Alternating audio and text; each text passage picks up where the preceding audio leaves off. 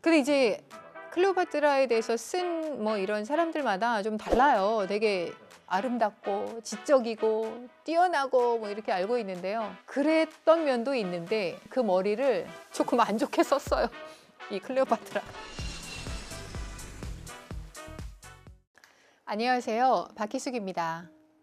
지난 시간에는 로마가 낳은 유일한 창조적 천재라고 하는 카이사르에 관한 얘기를 해드렸었는데요. 오늘은 카이사르 암살 이후 벌어지는 제2차 삼두 정치와 로마의 제1인자가 되기 위한 싸움인 옥타비아누스와 안토니우스의 권력 투쟁 그리고 악티움 해전에 관한 이야기를 해드리겠습니다. 23군데의 칼을 맞고 쓰러진 카이사르 앞에서 카이사르파 의원들, 중도파 의원들, 심지어 안토니우스조차도 달아나기 바빴는데요. 암살자들은 광난 상태에서 마구마구 찔렀기 때문에 자기들끼리 찔린 칼에 팔을 다칠 정도였다고 하는데요. 정신을 차렸을 때는 회의장에 암살자들 14명만 남게 되었습니다. 암살자들은 브루투스를 내세워서 자유는 회복되었고 복군은 죽었다.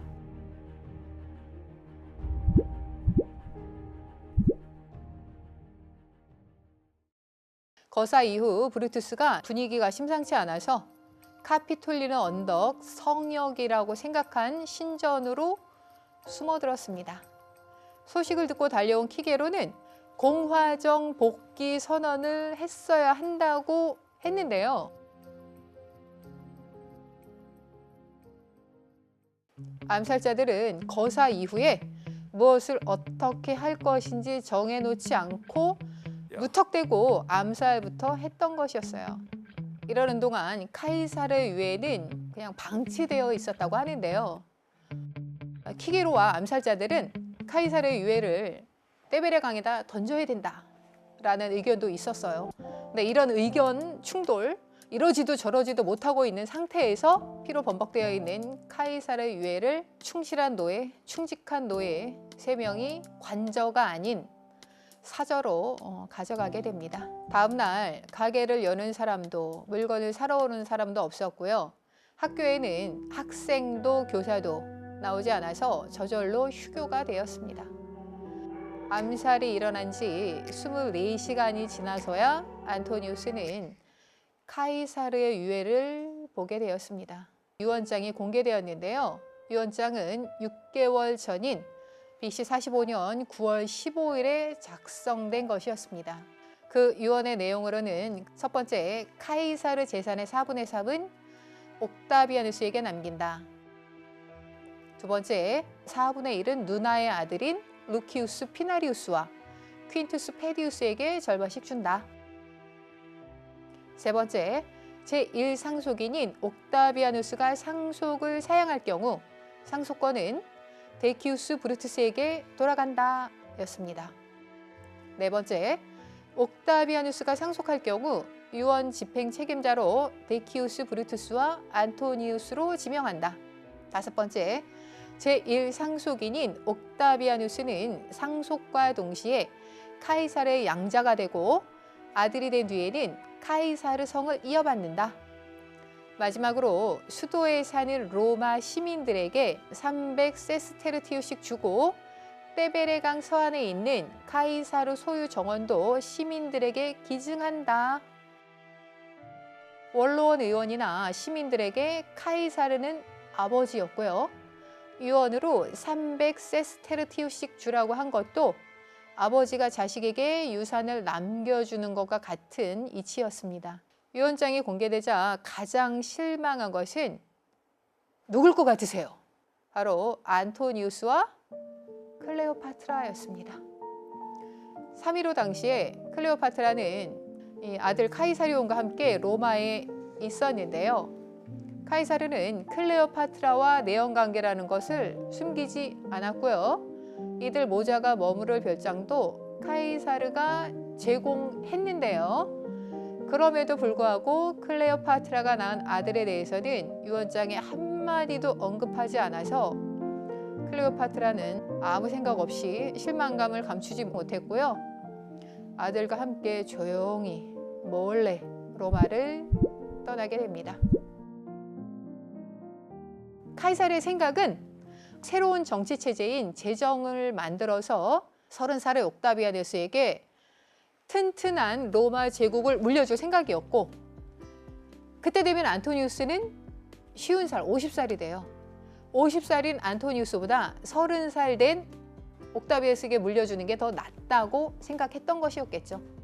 그리고 안토니우스는 총사령관이 아닌 군단장급 중에서는 최고였어요.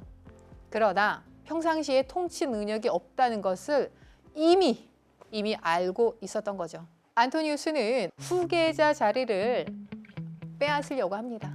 카이사르가 파르티아 원정을 위해서 모아놓은 1억 세스테르티우스의 거금이 든 카이사르의 금고를 가져갑니다. 그리고 암살자들과 접촉하면서 타협을 시도하는데요. 공식 선거를 어기고 카이사르를 죽인 암살자들의 형사적 책임을 묻지 않기로 합니다. 그 대신 카이사르의 정치가 계속되는 것을 허용하면서 카이사르가 내정한 요직 인사를 그대로 실행한다는 것이었는데요. 요직 인사만이 아니라 보수파들이 싫어하는 갈리아, 에스파니아 이런 속주의 대표들이 원로원에 들어오는 것도 그대로 살아남았는데요. 유일하게 딱 한 가지, 종신 독재관 지위만 없앴습니다. 3월 18일 포로 로마노에서 장례식이 거행됐는데요.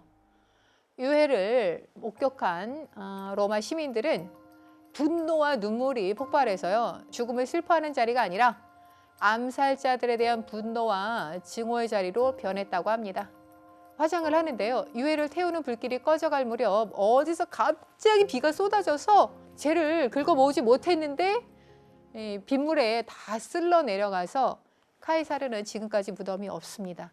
그런데 로마 여행하시다 보면 포로 로마노라는 곳을 지나가시거든요.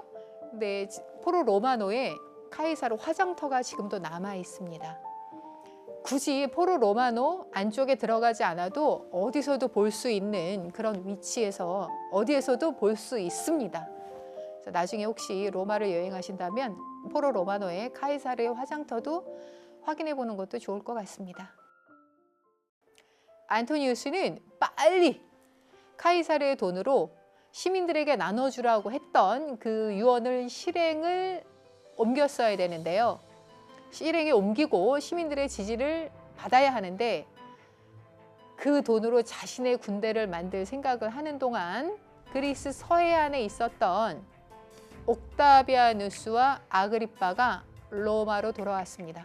빨리 가서 카이사르의 유지를 받들고 싶었던 것입니다.